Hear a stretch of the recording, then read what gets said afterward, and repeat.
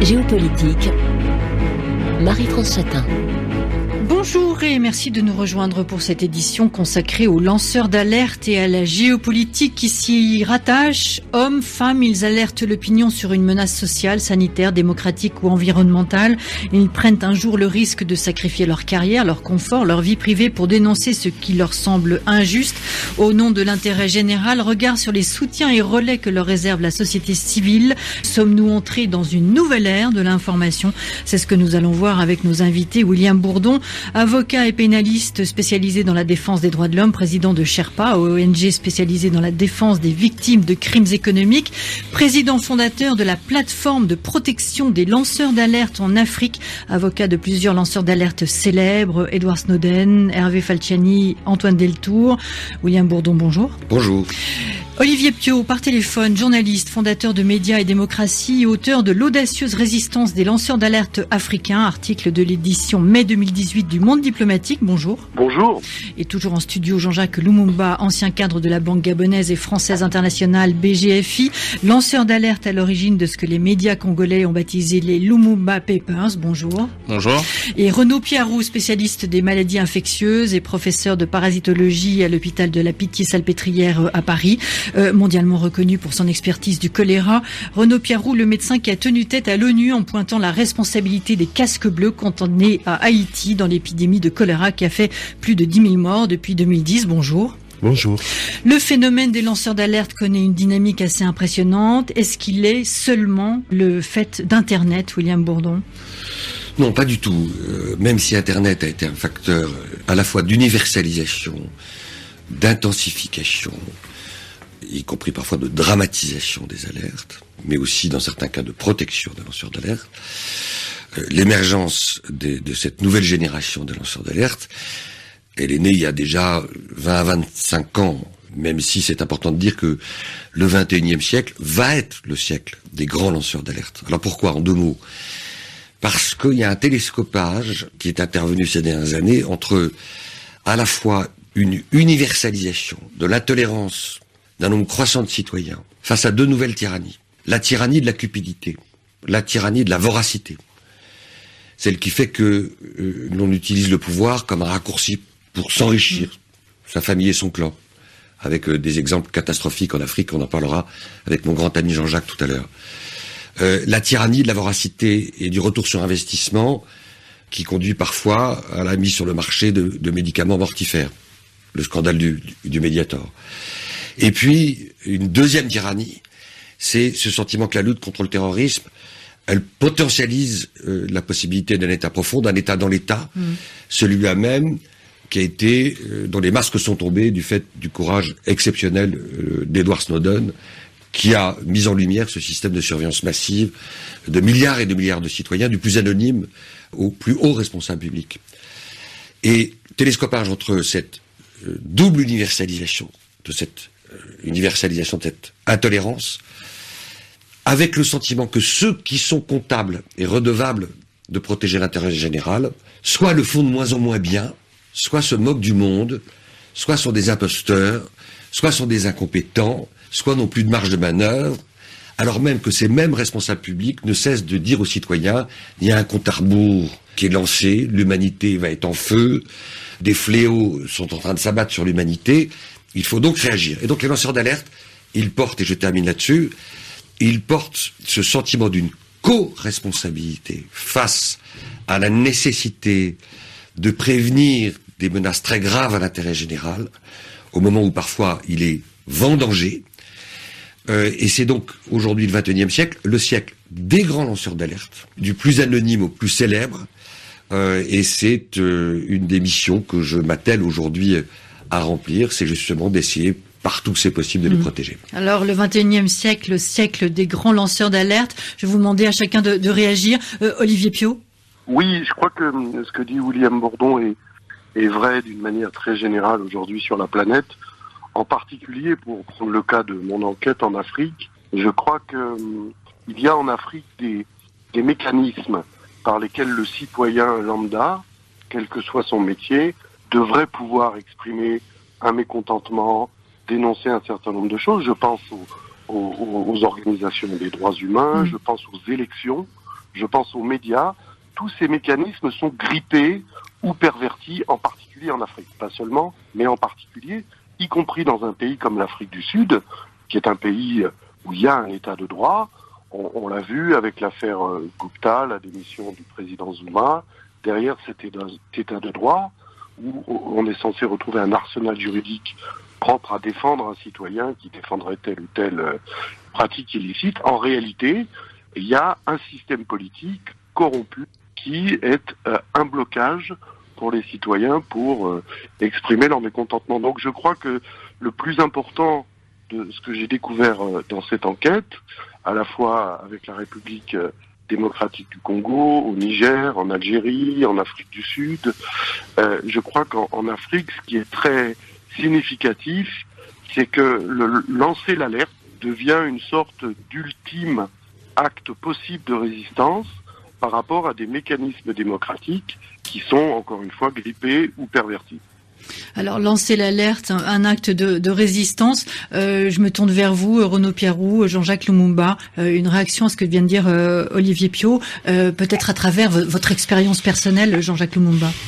Bien évidemment, c'est une forme de résistance, c'est une forme de dire non à l'impunité financière qui s'est installée en Afrique et plus particulièrement dans nos pays en quête de démocratie et de liberté comme un mode de gouvernance. Et c'est une façon dans sa profession de contribuer à cette lutte vers l'émergence des États beaucoup plus libres et beaucoup plus démocratiques. Vous venez d'évoquer le cas de l'Afrique du Sud, certes qui a des institutions beaucoup plus stables que mon pays, le Congo, mais qui bien évidemment fait face à cette même dynamique. Mais c'est un acte de courage et de bravoure pour dire non à ce qui plombe l'Afrique aujourd'hui, parce qu'il y a en Afrique une thèse qui continue à se développer pour dire que c'est l'Occident qui est totalement responsable de notre malheur. Mais en réalité, en observant la façon dont les choses sont en train de se dérouler, le mode de gouvernance et les institutions financières qui aident à faire accroître cette mégestion, il faudrait bien qu'il y ait des gens qui arrivent à dire non, parce que il s'agit d'une profession à défendre, il s'agit des intérêts de toute une nation à défendre, et lancer l'alerte.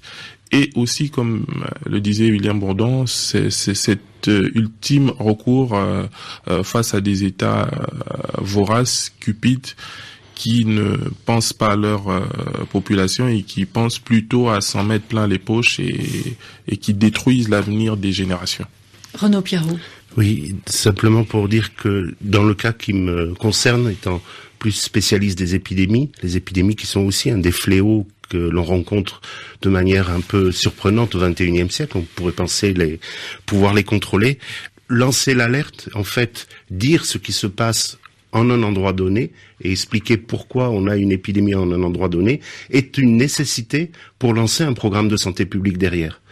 Donc c'est un acte citoyen, certes, mais c'est une nécessité de santé publique que d'expliquer pourquoi une épidémie est arrivée à tel ou tel endroit, pourquoi elle se propage, quels sont les problèmes qui sont sous-jacents et qu'il va falloir régler pour pouvoir maîtriser l'épidémie. Alors on parlera bien sûr de votre expérience à chacun. Qu'est-ce qui vous a décidé à franchir le pas? Je pense que c'est quelque chose tout de même d'assez compliqué. William Bourdon, la géopolitique du phénomène des lanceurs d'alerte, elle est liée à la protection des lanceurs d'alerte, malgré la valeur de plus en plus importante des révélations dans le monde entier. Le cadre juridique censé les protéger est extrêmement faible. L'Afrique ne fait pas exception et vous en savez quelque chose. J'ai relevé le chiffre de 7 pays sur 54 en Afrique qui ont adopté des lois de protection des lanceurs d'alerte. C'est pas mieux en Europe, 11 sur 28, alors que les grands flux d'argent sale et opaque prospèrent et que la séparation entre intérêt général et intérêt personnel est brouillée. Vous avez lancé en mars 2017 à Dakar, au Sénégal, la plateforme de protection des lanceurs d'alerte en Afrique. Pourquoi vous êtes-vous impliqué dans cette aventure et quelle est la mission de la PLAF? Alors moi je suis très très fier d'avoir lancé PLAF il y a un an. On a lancé un rapport annuel qui est maintenant publié sur le site et qui témoigne de la vitesse incroyable avec laquelle nos activités se sont développées. Alors pourquoi Pourquoi PLAF? Parce que j'ai considéré qu'il fallait doter les citoyens africains d'un outil spécifique, adapté à la situation trop souvent de très grande précarité et d'insécurité juridique dans laquelle ils se trouvent, qu'évoquait Jean-Jacques tout à l'heure, et leur donner la possibilité, de pouvoir poster par l'intermédiaire d'une ligne cryptée des documents, des informations, c'est-à-dire le support de l'alerte. 2, d'avoir accès à une hotline aujourd'hui en français, en anglais, bientôt en arabe et dans différentes langues, en espagnol, en portugais, pour pouvoir dialoguer avec quelqu'un, une personne ressource, pour les assister dans la mise en œuvre d'une stratégie individuelle qui à chaque fois doit être tout à fait personnalisée parce qu'il y a une très grande biodiversité et parfois une très grande complexité dans la situation dans laquelle se trouvent les lanceurs d'alerte. Et donc, à partir de ces échanges, de les mettre en contact avec tous nos partenaires qui bourgeonnent maintenant partout en Afrique, des médias, des cabinets d'avocats qui viennent nous rejoindre. Et puis 3e activité, un think tank. On est allé au Nigeria, on va y retourner pour aider les parlementaires à Abuja à essayer, on va tenter de le faire, de se doter d'une loi, si possible, exemplaire de protection des lanceurs d'alerte au Nigeria qui en a bien besoin. Mais je termine pour dire 2 choses. L'Afrique, pourquoi? Parce que, évidemment, c'est en Afrique, mais il y a bien des autres continents où cette plateforme serait tout à fait nécessaire et utile. Vous pensez à l'Asie, l'Amérique latine? L'Asie, l'Amérique latine, bien entendu. Regardez les scandales de corruption, quand même. À la fois une présidente de la République ancienne à Séoul qui a été incarcérée. Regardez Lula. Donc tout ça témoigne de ce que je disais à l'instant, c'est-à-dire l'insupportabilité de ceux qui confondent intérêt général et intérêt particulier. Cette insupportabilité, elle n'a jamais été aussi dramatique et aiguë à travers le monde. C'est vraiment un nouveau paradigme mondial. Et puis le paradoxe, c'est qu'il y a des lois aujourd'hui en Europe. Regardez la loi Sapin 2, qui a été votée il y a quelques mois, qui améliore la protection des lanceurs d'alerte. Mais le paradoxe, comme toujours, c'est que plus la loi protège, et plus les artisans, les ingénieurs, les acteurs des grands circuits d'argent sale développent, grâce au mécanisme de la mondialisation, des stratégies d'opacification, de sophistication, s'agissant de leur obsession, c'est-à-dire maintenir une pérennité dans leur impunité. C'est là où les lanceurs d'alerte sont indispensables. Vous pouvez avoir en Afrique la loi la plus exemplaire. Vous pouvez avoir les déclarations anticorruption, de bonne gouvernance. Si on ne permet pas à un lanceur d'alerte en Afrique, du fin fond de l'administration où on lui demandera de fermer les yeux sur d'innommables forfaitures, tout d'un coup de sortir de l'obscurité, d'exercer, comme dit Hannah Arendt, ce droit d'appel citoyen, cette insurrection intime, comme dit Václav Havel, et de dire, voilà, il y a PLAF, je vais poster les documents. Tous les auditeurs qui m'écoutent doivent comprendre, et il ne s'agit pas du tout de les inviter à prendre des risques n'importe comment, évidemment, il y a une stratégie individuelle, ça peut être très lourd de conséquences si on se précipite trop, si on n'anticipe pas sur les difficultés et les risques. Mais si en responsabilité, vous pouvez, je parle aux auditeurs, visiter le site de PLAF et déterminer dans quelles conditions peut-être vous pouvez lancer des alertes sur des graves forfaitures, des graves crimes financiers, des graves dégâts environnementaux, des graves dégâts à la santé publique en Afrique, eh bien, je pense que vous participerez de ce formidable réveil citoyen, dont d'ailleurs, je veux dire ici, que la société civile africaine en est aujourd'hui la pointe avancée et sans doute la plus spectaculaire. Olivier Piot, quelques mots sur précisément la société civile africaine ? Oui, alors pour rebondir sur ce que vient de dire William Bourdon, effectivement l'arsenal juridique qui est bien souvent absent en Afrique, il est nécessaire de le faire progresser, qu'essaye de faire la plateforme, notamment entre autres au Nigeria avec ce think tank. Mais il y a des pays comme l'Algérie où l'arsenal est là, et il est même là depuis un moment. J'en parle dans mon article et je voudrais citer ce cas en particulier de cet ancien directeur commercial du port d'Oran qui s'appelle Noureddin Tounsi. Il y a un procès qui est en cours contre lui en ce moment en Algérie, alors que ce pays a tout un arsenal de protection des citoyens qui dénoncent des faits de corruption, un ministre qui même encourage publiquement ses citoyens à entrer dans le protocole de dénonciation, donc il invite les Algériens, et voilà donc cet ancien directeur commercial qui depuis 2 ans a dénoncé, fait à l'appui, d'abord de façon anonyme pour se protéger, puis ouvertement, dans certains journaux seulement algériens qui ont accepté de prendre le risque de faire le relais. Il a dénoncé donc des faits graves de corruption et toutes les procédures qui devraient être engagées par la justice algérienne contre les personnes incriminées n'avancent pas. Et alors que le nouveau code de procédure pénale de 2015 en Algérie a plusieurs articles qui engagent les autorités algériennes à protéger les lanceurs d'alerte, voilà que ce monsieur, Noureddine Toutsi, se retrouve lui-même en procès. On l'accuse d'avoir livré des renseignements secrets d'entreprise, de diffamation. Donc le paradoxe, c'est qu'on a des autorités qui se prévalent d'avoir mis en place un arsenal de protection, de lutte anticorruption, et puis dans ce cas particulier, eh bien, la personne qu'on poursuivit en justice, ce ne sont pas les autorités mises en cause, mais le lanceur d'alerte. Donc voilà un beau paradoxe, on le connaît par ailleurs, et donc pour dire qu'il faut un courage, une audace, une bravoure, y compris pour des raisons... Cette personne a été licenciée comme beaucoup, il a dû payer lui-même des amendes, donc il est mis en difficulté personnellement, psychologiquement, moralement, et la présence d'une structure comme la PLAF lui a permis, là encore, de relever la tête. Il s'est adressé aussi à la Ligue de défense des droits de l'homme algérienne à Oran. Donc il est entouré, mais on voit que la loi ne suffit pas. Il faut derrière d'autres mécanismes de soutien de ces lanceurs d'alerte. Alors la PLAF, on l'a bien compris, plateforme, donc je le répète, mais c'est important pour les auditeurs qui nous rejoignent, plateforme donc de protection des lanceurs d'alerte en Afrique. Alors on l'a bien compris, il y a deux thèmes qui nourrissent le débat actuel, la solitude des lanceurs d'alerte et l'organisation de leur nécessaire protection. Olivier Pio le disait, courage, audace, bravoure. Jean-Jacques Lumumba, vous n'en avez sans doute pas manqué, et c'est intéressant d'avoir votre témoignage. Je rappelle que vous êtes banquier et que vous avez dénoncé le système Kabila. Vous vivez en exil en Europe depuis, vous allez nous le dire, depuis que vous avez lancé l'alerte. Qu'est-ce qui se passe dans la tête d'un cadre de banque comme vous pour se décider à franchir le pas? Comment est-ce que vous avez agi et quels sont les obstacles que vous avez rencontrés? D'abord, la première des choses, il faut dire, pour en arriver là où on en est, c'est que j'ai d'abord défendu ma profession. Parce qu'une profession bancaire est cadrée par une réglementation, des normes prudentielles.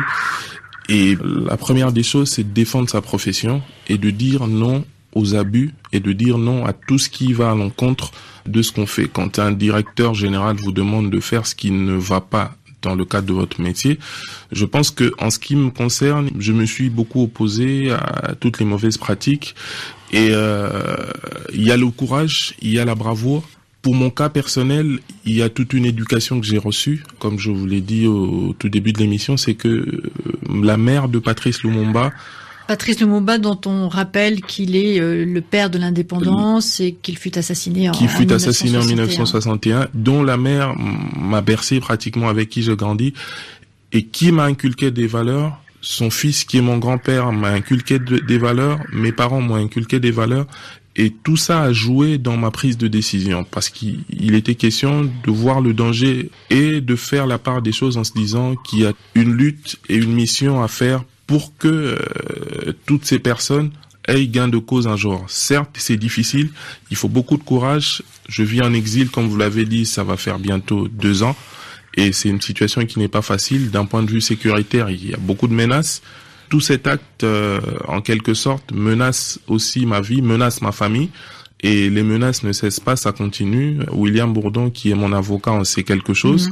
Il y a des choses peut-être qu'on ne dira pas ici, mais c'est un choix difficile parce que ça déstabilise des gros systèmes financiers, ça déstabilise des personnes qui ont le pouvoir, ça déstabilise des personnes qui se sont investies dans la mauvaise gouvernance et dans la corruption. Donc il faut beaucoup de courage pour en arriver là et dire non et se mettre vraiment dans le cadre de la société civile en ce qui concerne la recherche d'un état de droit et la recherche d'un état beaucoup plus sain pour les questions financières. On poursuivra dans la deuxième partie de l'émission avec votre témoignage à vous, Renaud Piarou. Géopolitique, nous retrouvons nos invités, Renaud Piarou, Jean-Jacques Lumumba et William Bourdon.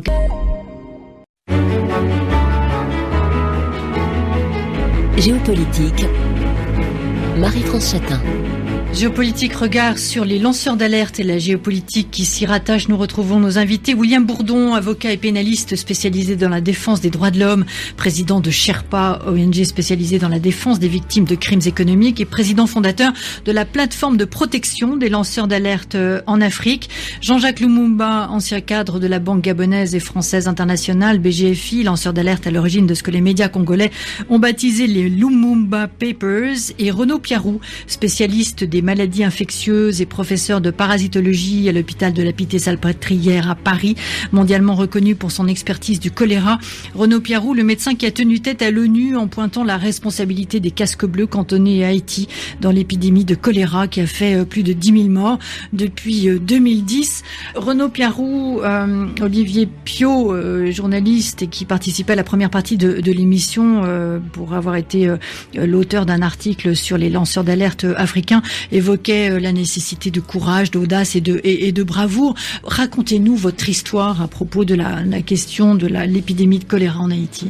Étant spécialiste du choléra, j'ai été mandaté pour venir travailler sur l'épidémie de choléra qui débutait en Haïti, qui était une épidémie extrêmement sévère, et cette demande provenait en fait du gouvernement haïtien. Et en faisant l'investigation de cette épidémie, je me suis aperçu qu'elle avait été provoquée par l'arrivée d'un contingent de casques bleus népalais, que ces soldats avaient été malades et qu'ils avaient finalement le choléra est une maladie transmise par les matières fécales, et les fosses septiques du camp où étaient hébergés les soldats népalais avaient été déversés dans la nature et même directement donc dans un cours d'eau qui avait contaminé l'ensemble du bassin du principal fleuve d'Haïti, c'est le bassin de l'Artibonite. Donc une grande négligence à l'origine. Une énorme négligence, des choses qui ne devraient plus se faire maintenant parce qu'on connaît le pouvoir de transmission des eaux contaminées. Et ça a déclenché du jour au lendemain une épidémie où des dizaines de milliers de personnes se sont contaminées le même jour en buvant l'eau du fleuve ou des canaux qui sortaient de ce fleuve. Et ce que j'ai pu constater, c'est que l'ONU, finalement, on parlait de stratégie d'opacification. Ces stratégies d'opacification ne sont pas l'apanage des pays, mais ne sont pas l'apanage non plus des grandes entreprises. On pense aux cigarettiers, par exemple, à propos du risque de cancer du poumon et lié au tabac, et que l'ONU pouvait tout à fait adopter ce genre de stratégie.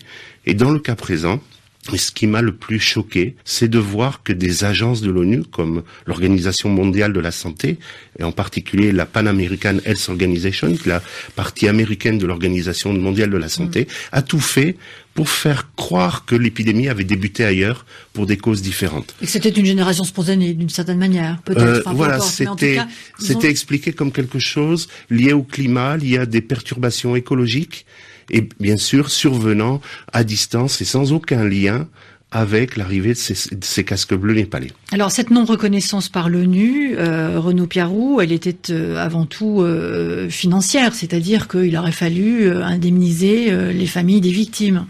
Oui, on a eu officiellement plus de 800 000 cas, plus de 10 000 morts, en fait plusieurs dizaines de milliers de morts très probablement, et on s'est posé effectivement la question du risque de demande d'indemnisation pour une opération de maintien de la paix. Et le département des opérations de maintien de la paix ne veut absolument pas avoir à être tenu responsable de quoi qu'il se passe au cours d'une mission de maintien de la paix. Alors Haïti n'était pas en guerre, mais c'était une mission de stabilisation. Et on reste sur cette ligne-là, c'est-à-dire que il n'est toujours pas question que le budget des opérations de maintien de la paix ou qu'une fraction non dépensée, par exemple, par la mission en Haïti, puisse être utilisée soit pour lutter contre l'épidémie, éviter qu'il y ait de nouveaux morts, soit pour commencer à dédommager les victimes. Alors, en tant que lanceur d'alerte, puisque c'est le cas en ce qui vous concerne, c'est-à-dire que vous avez pointé du doigt la responsabilité directe de l'ONU dans l'épidémie de choléra qu'a connue Haïti, quels ont été les obstacles qui ont été les vôtres, Renaud Piarou?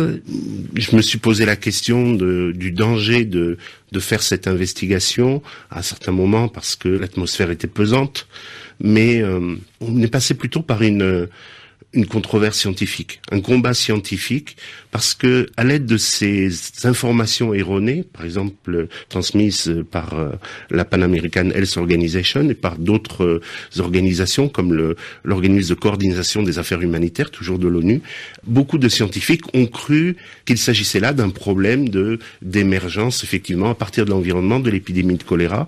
Et il a fallu convaincre, et il a fallu d'abord gagner la bataille scientifique, d'où le fait que le travail que j'ai fait, je pense pas au mot de bravoure, de courage, mais plutôt de persévérance, de rigueur et de volonté d'aller de l'avant, parce que après, lutter contre l'épidémie de choléra nécessite qu'on en connaisse les mécanismes. Et donc, il n'y a pas de sens à vouloir lutter contre la transmission du choléra sans chercher à savoir comment le choléra a pu arriver dans un endroit ou dans un autre.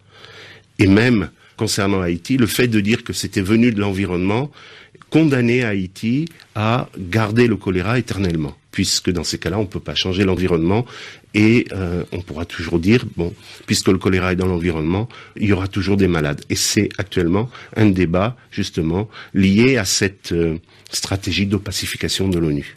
Alors je demanderai à William Bourdon de réagir à votre expérience. La position de l'ONU aujourd'hui Alors la position de l'ONU a évolué suite à mon investigation, puis à l'intervention d'autres collègues scientifiques qui m'ont emboîté le pas, qui ont ajouté des éléments de preuve. D'autres sont intervenus pour justement faire qu'il soit impossible de nier l'évidence. À ce moment-là, et seulement à ce moment-là, il y a des gens au sein de l'ONU qui ont commencé à se poser des questions et à alerter. Et je voudrais rendre hommage à deux personnes. La première personne, c'est un scientifique américain qui s'appelle Ralph Frerichs, qui a, dans un livre qui s'appelle Deadly River, fait la narration de toute mon investigation et de la manière dont l'ONU a essayé de mystifier sur l'origine du choléra. Et à partir de ce livre, un professeur de droit, mais rapporteur spécial pour l'extrême pauvreté et les droits de l'homme, Philip Alston, a fait un rapport extrêmement virulent contre l'attitude de l'ONU, et il a obtenu de Ban Ki-moon, qui était le secrétaire général de l'ONU à l'époque, après 6 ans finalement de bataille, que Ban Ki-moon fasse ses excuses et les excuses de l'ONU au peuple haïtien. C'était assorti d'une promesse de financement de la lutte contre le choléra et de dédommagement des victimes. Cette promesse, malheureusement, n'a pas été tenue. Il n'y a pas eu de procès non plus fait par l'État haïtien à l'encontre de l'ONU. Je ne suis pas spécialiste de droit, mais l'ONU dit que, de toute façon, on ne peut pas leur faire des procès puisqu'ils ont une immunité totale et c'est eux qui décident si on a le droit ou pas de protester. Il y a eu un procès, en fait, aux États-Unis, de la part de Class Action, un procès collectif. C'est le gouvernement américain qui est monté au créneau pour dire il n'y a pas lieu de faire procès à l'ONU parce que c'est l'ONU. William Bourdon, un commentaire sur ce que vous avez entendu et d'abord saluer le courage formidable de nos deux grands témoins aujourd'hui. Ensuite dire qu'ils illustrent parfaitement le fait que ce sont parfois ceux qui devraient être le plus exemplaires, le plus impeccables, qui ne le sont pas. Que certains politiques se gorgent d'engagement éthique pour mieux les fouler aux pieds, se moquer des citoyens, que des multinationales nous serinent sur leur site internet qu'elles sont devenues les Pères Noël de l'humanité et laissent faire l'inverse à leurs filiales et leurs sous-filiales. Alors, quand même, 2 leçons. La première, c'est que, effectivement, ça demande du courage. C'est une prise de risque. Jean-Jacques a quitté son pays, une partie de sa famille. C'est une très lourde responsabilité de protéger les lanceurs d'alerte. Ça demande beaucoup de vigilance. Et puis, une deuxième vigilance qui tient au fait que ce qui protégera les lanceurs d'alerte, c'est le fait que la loi exigera d'eux une certaine intégrité pour faire taire ceux qui annoncent une société des corbeaux et des mouchards, qui ne veulent pas entendre parler des lanceurs d'alerte. Parce qu'ils ont bien vu que c'était leur pire ennemi. Qui est le pire ennemi de la grande oligarchie financière aujourd'hui? Ce sont les lanceurs d'alerte.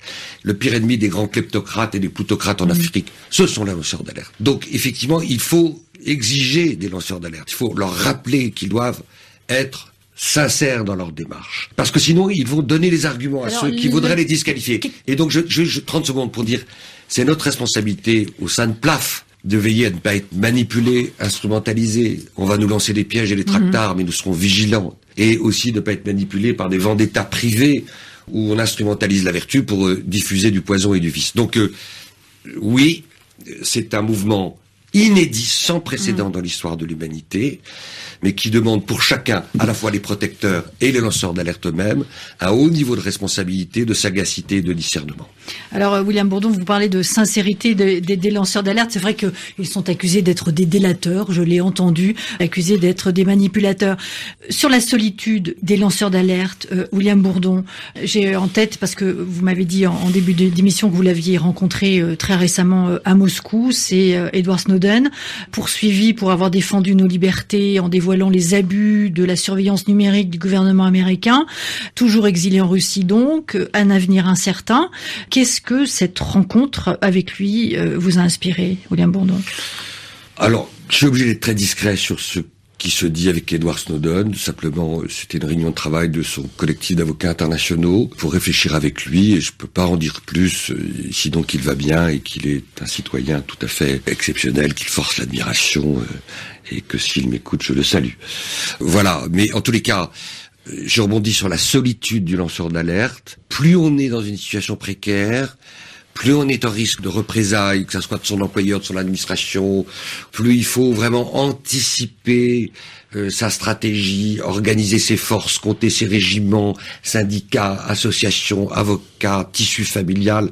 C'est très important en Afrique de pas se précipiter et de compter sur ceux qui peuvent être des outils de solidarité, des éclaireurs même, des passeurs. Et évidemment, PLAF peut constituer pour les citoyens africains aujourd'hui et demain un outil d'accompagnement pour éclairer leur chemin. Jean-Jacques Lumumba, Renaud Piarou, la solitude du lanceur d'alerte, c'est quelque chose que vous avez bien connu. Jean-Jacques Lumumba. Bien évidemment, oui, c'est une étape de solitude, parce qu'on est souvent incompris, si je dois le dire. Beaucoup de gens qui nous entourent ne comprennent pas le but pour lequel on fait ce qu'on fait.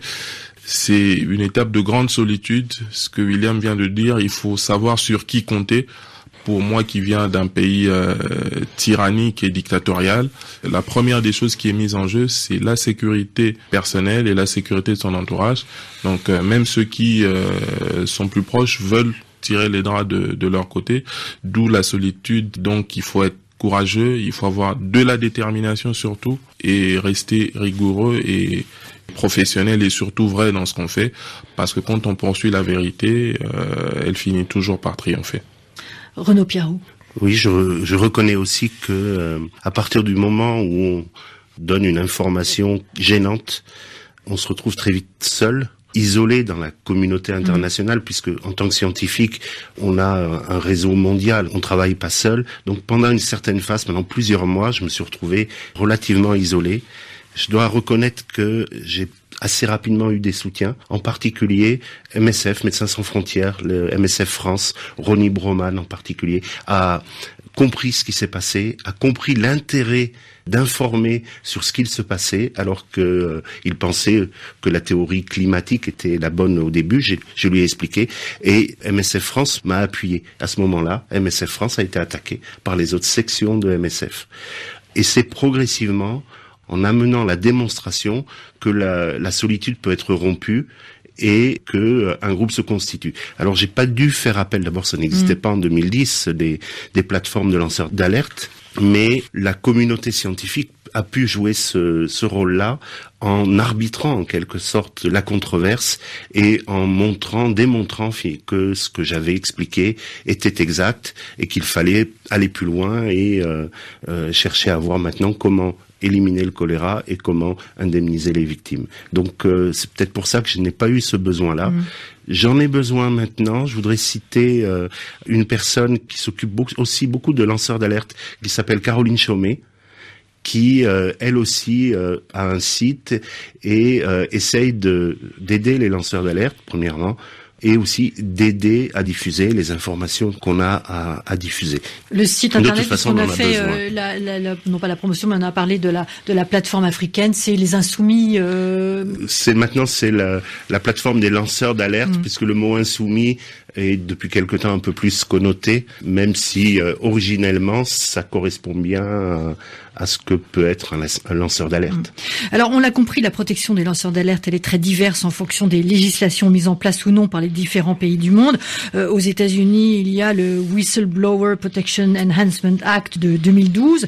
On a vu tout de même, William Bourdon, les États-Unis prouver à plusieurs reprises dans les affaires d'Edward Snowden, de Julian Assange et de Chelsea Manning, par exemple, que dès lors que l'intérêt national était en jeu, les dispositions devenaient caduques. Vous plaidez vous-même pour que l'immunité des lanceurs d'alerte soit également accordée au domaine des services secrets. C'est pas tout à fait ça. Je pense que, s'agissant de la protection des lanceurs d'alerte au sein des services, l'idée qu'il y ait un régime particulier, moi, me choque pas. Je pense qu'il faut pas être angélique non plus, on peut être humaniste et réaliste. Donc ça pose des problèmes spécifiques. Simplement, la protection telle qu'elle existe dans la loi qui a été initiée par Urvoas il y a maintenant presque 3 ans est totalement insuffisante. C'est-à-dire que si demain il y avait un officier de la DGSI qui voulait imiter Edward Snowden, il pourrait pas le faire aujourd'hui en France parce que le mécanisme ne lui permettrait pas de le faire. Alors on va pas rentrer dans le détail, mais il ne pourrait pas le faire. Il prendrait des risques absolument gigantesques. La loi Sapin 2 a introduit, et c'est un des premiers pays qui le fait, la France, oui. Cette extension du périmètre de l'alerte à la menace grave à l'intérêt général. Depuis 15 ans, il y a eu une progression de l'assiette, si je puis dire, de l'alerte. Au début, c'était la corruption, les infractions financières, et puis on est passé à la santé publique, on est passé à l'environnement, et maintenant, globalement, tout le monde est d'accord pour dire que celui qui lance l'alerte, dès lors que ça constitue un fait susceptible d'être une menace pour l'intérêt général, avec des variantes, doit être protégé. Que ça soit dans le public ou dans le privé, il y a cette dynamique universelle. Et puis il y a une deuxième dynamique qui est de dire, un lanceur d'alerte pourra jamais se débaillonner, rompre l'omerta, faire fi de la peur qui le paralyse, s'il ne bénéficie pas, d'un authentique circuit de confidentialité, sinon il n'est pas à l'abri de ces tortionnaires, même des représailles. Donc ça, c'est compliqué, les circuits de confidentialité, évidemment. On pense à l'Afrique où l'état de droit est souvent déjà tellement fragile et faible. Ça suppose des moyens techniques adaptés. Il faut que les entreprises jouent le jeu, c'est pas toujours le cas. Et il faut aussi accorder une forme d'immunité. C'est-à-dire que Antoine Deltour, s'il a un petit cousin en France demain, il faut qu'il bénéficie d'une immunité, même si on lui oppose le fait qu'il viole le secret professionnel. Alors d'ailleurs, je termine juste, tout le monde doit avoir bien conscience de ce qui se joue en ce moment. Il y a à la fois cette dynamique dont vous portez formidablement tous les deux le drapeau, mais il y a aussi des forces contraires. Il a été voté par le Parlement français une loi pour se mettre en ordre de marche avec la directive protégeant le secret des affaires. Et à cette occasion, il faut le dire, on a introduit un amendement, on a introduit plutôt un article qui est totalement en carambolage avec la loi Sapin 2, avec les dispositions de protection des lanceurs d'alerte. C'est-à-dire qu'on a introduit une insécurité aujourd'hui en France sur la protection des lanceurs d'alerte du fait de la dérogation possible pour les lanceurs d'alerte quand ils violeront demain le secret des affaires, mais qui les met moins à l'abri que le dispositif général de la loi Sapin 2. Donc les forces de l'ombre sont à l'œuvre. Elles sont à l'œuvre. Et donc ça veut dire aussi que c'est une nouvelle responsabilité pour toutes les ONG du monde entier, pour toute la société civile, pour les avocats, pour les syndicats, parce que pour accompagner les lanceurs d'alerte et les aider à sortir de la solitude à laquelle les condamne parfois l'obscurité, il faut mutualiser toutes ces forces citoyennes autour d'eux, que ça soit lorsqu'ils sont dans la possibilité de rester dans leur pays. On l'a fait, n'est-ce pas Jean-Jacques, avec ces femmes admirables en Afrique du Sud. Elles sont en partie responsables de la fin de Zuma. Rien de moins quand même. Voilà, donc encore une fois, on n'en est qu'au prologue aujourd'hui. En tout cas, c'est avec votre plaidoirie, William Bourdon, que s'achève Géopolitique. Je rappelle que vous êtes avocat et pénaliste spécialisé dans la défense des droits de l'homme, président de Sherpa, ONG spécialisée dans la défense des victimes de crimes économiques et président fondateur de la plateforme de protection des lanceurs d'alerte en Afrique.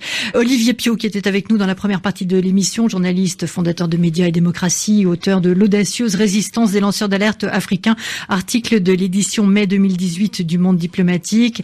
Merci aussi à Jean-Jacques Lumumba, ancien cadre de la Banque gabonaise et française internationale, lanceur d'alerte à l'origine de ce que les médias congolais ont baptisé les Lumumba Papers. Et Renaud Piarou, spécialiste des maladies infectieuses et professeur de parasitologie à l'hôpital de la Pitié-Salpêtrière à Paris. Renaud Piarou, qui est le médecin qui a tenu tête à l'ONU en pointant la responsabilité des casques bleus à Haïti dans l'épidémie de choléra. Géopolitique était signé Marie-France Chatin, Véronique Durand et Nathalie Laporte.